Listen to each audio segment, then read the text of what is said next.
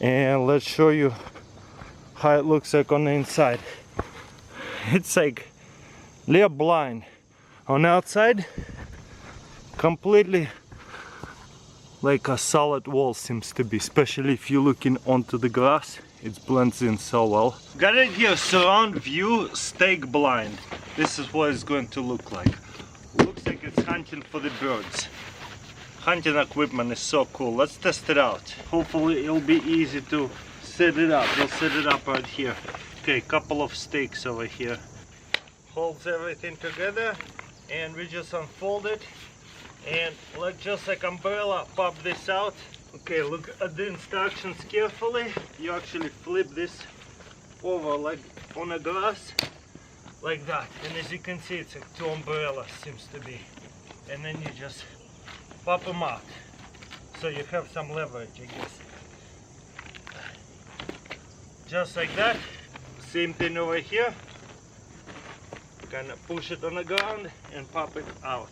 Okay, I put a couple stakes in, and then one of the stakes, what you want to do is just fold it and give it some pressure to it, so that way it stands up. And then you have a little corner, probably have a tiny chair sit on the ground, so that way you cannot see. And maybe have a crossbar or whatever. This is quite nice. Yeah, this is kind of nice, especially it's sitting on the dirt.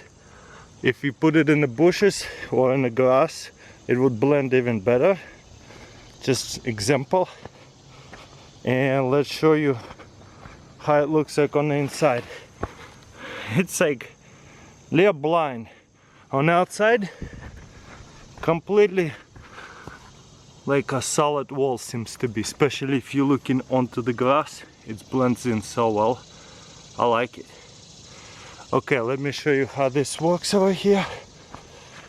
The hooks, you kind of have to pull it out over here. This one a little bit easier to work with, especially with one hand.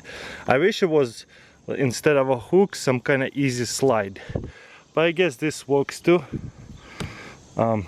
Again, you'd have to quickly pull it up before you're ready. This is what it looks like when the window is open. So maybe you can kind of sit to the side of it, but I kind of like it with the windows closed. So that way you don't have to bring bulky tent, just a very small blind.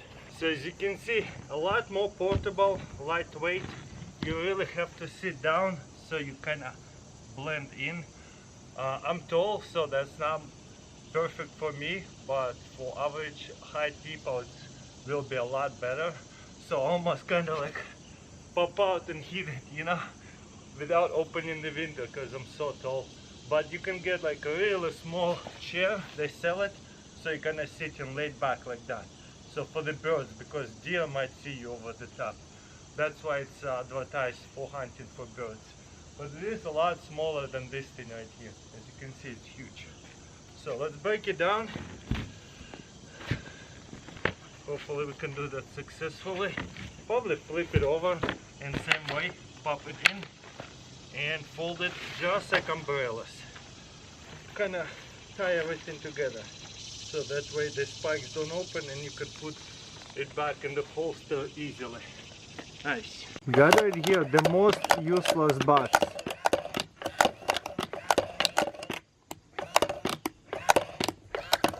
This one doesn't work.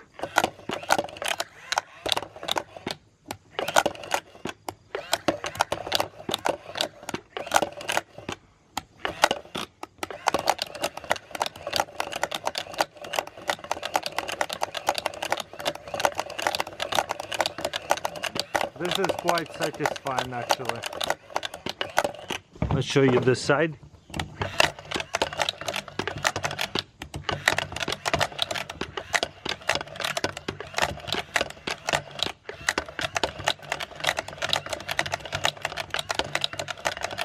That's definitely way better than just one.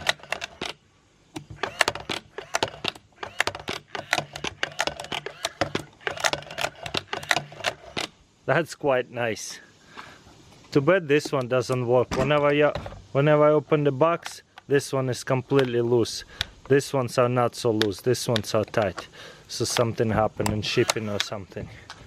So there you go. Most useless box.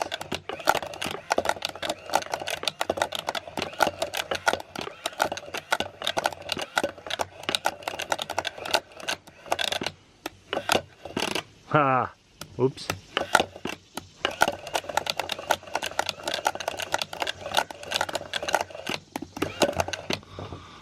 What if I'm gonna go like this?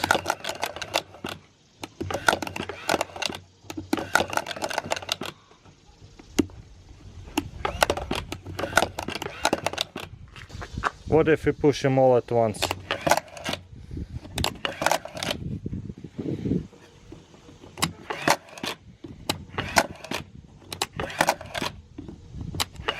It's a shame this one doesn't work. But that happens. I could just return it, get a new one. Pretty cool. Let's go like this.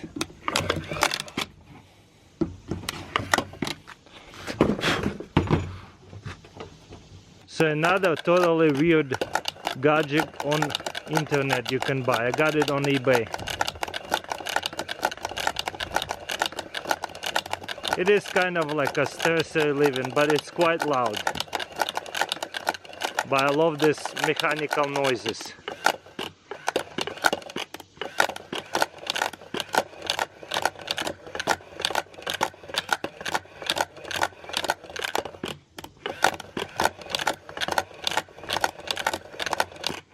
Quite fun.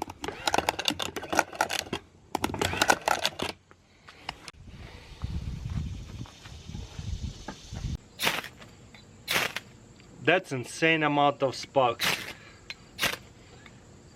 I got it here, world largest striker rod. So I think this is called a ferrule rod, and this is the biggest one I've ever seen. First of all, super thick, and the length way higher than I had one before. They make some of the coolest fire starters ever. Also, we'll put it to the test with this stuff. This is a kindling fire starting like mix. Smells like pine sap, so I think this is like a natural fire starter. So let's see how many strikes will it take to get this going. I'm gonna grab a cheap knife and we'll do a couple of strikes. Looks like we gotta scrape off that initial layer.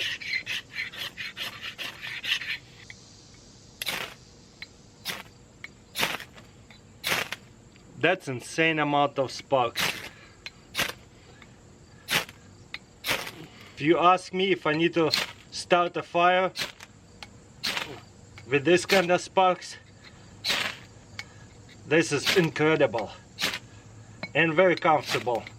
Look at that. We can just set it on the ground and spark it a couple of times. Make sure you don't use expensive knife. Look at that. That is so bright.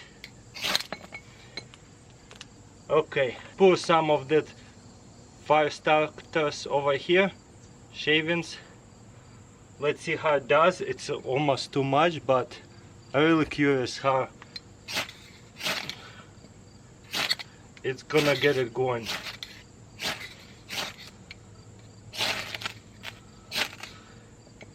There you go. Couple of strikes and it's gonna keep going. Let's get it this side going. Look at that. And we got fire going right here. Let's put it away. Okay, let's do it one more time. One. It's actually on fire already. But this thing incredible.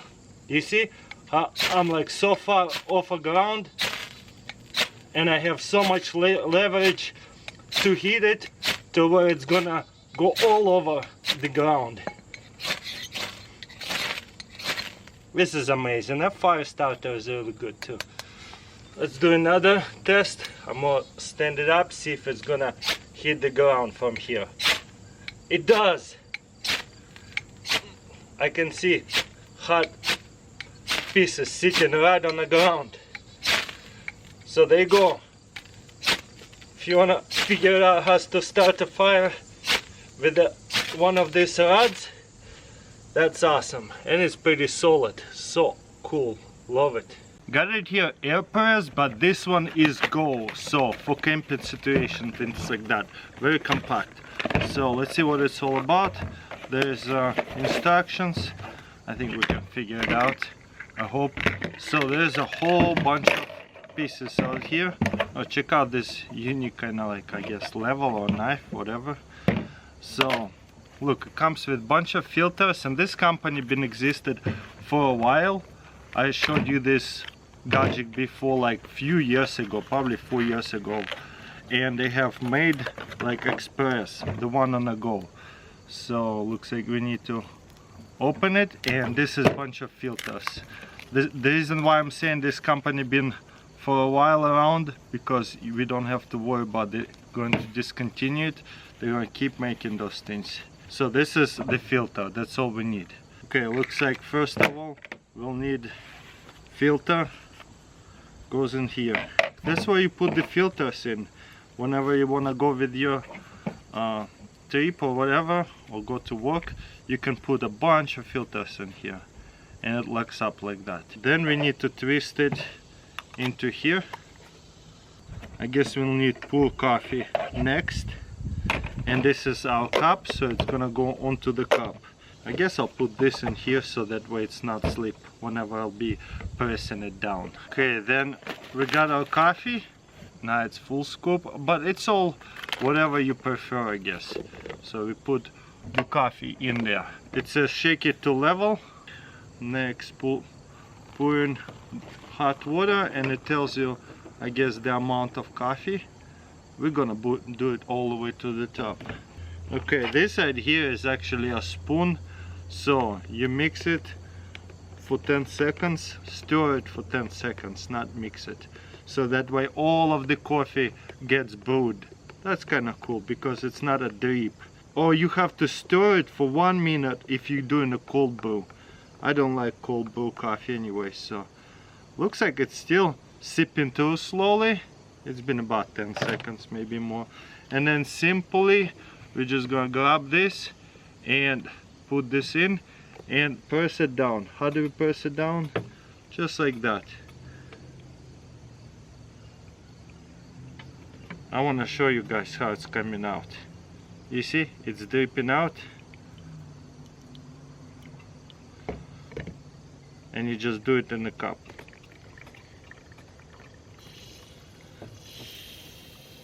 All the way out.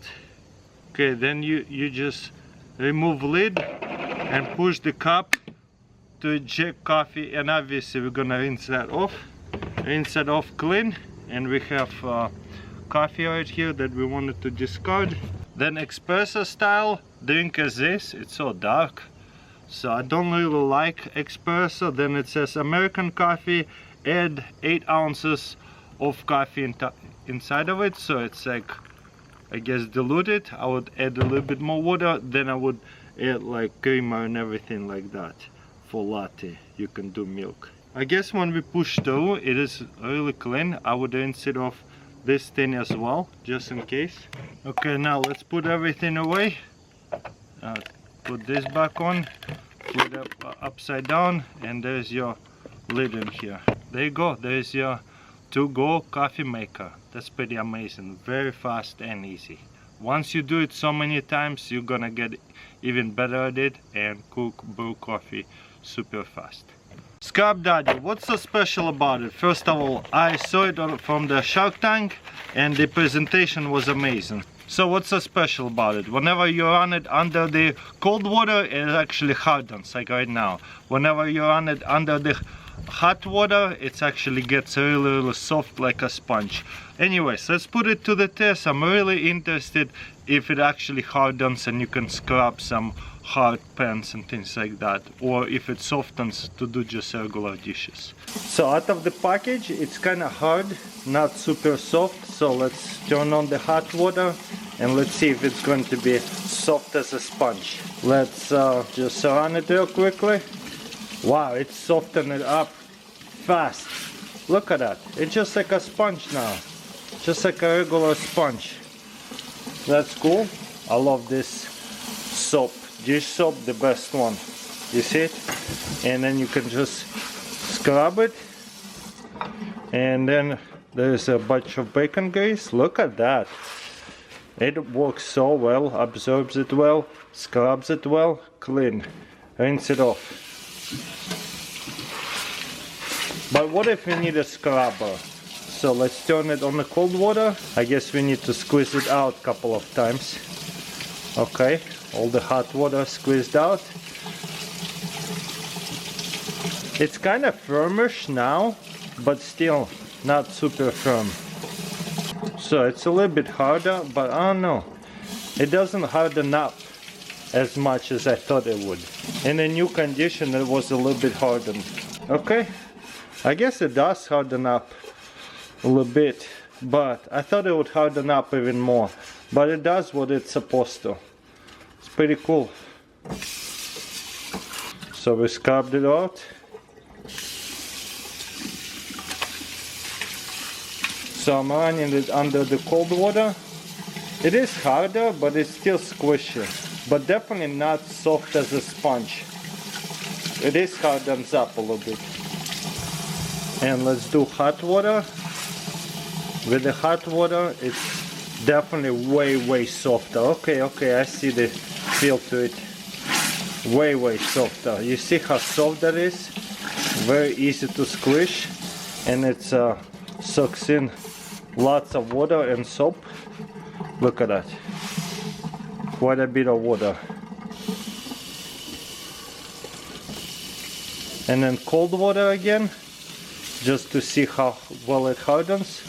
Probably have to squeeze all the hot water out. And yeah, it hardens pretty good, especially at the edges. Not as soft, but still squishy. Still absorbs a little bit of water. That's cool. Alright, and one more little test. We'll put soap on it. And this mouth is, you can use it to clean off the knives. That's kind of nice. Especially like super sharp kitchen knives, like Spyderco kitchen knives. Incredibly sharp. You see, this is a really sharp knife. I don't want to put them in the dishwasher. So, boom. Definitely super soft. And you see how it goes back under hot water into a normal position versus cold water. You see how it's don't squish instantly, doesn't open right away. So because it is quite much firmer. This is definitely unique sponge.